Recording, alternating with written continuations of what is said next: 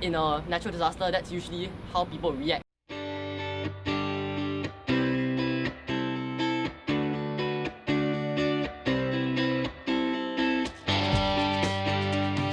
It's a chaos. Sometimes the amount of noise, the classroom management, all of this is something that you cannot control.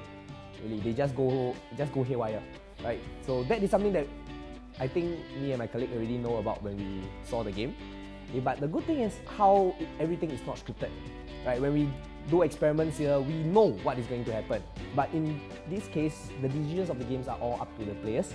So every class has a different outcome. Hopefully they learn different things from it as well. We went through this simulation where all of us were going through a natural disaster and how we get out, and would we prioritize our own interests or would we try to work together as a community? First thing, throw away all your classroom management from the previous classes that we taught. If you really want to have fun with the kids, it's going to get rowdy, yes, you know that, let it be, right? In fact, add to the chaos and make sure it's enjoyable for everyone.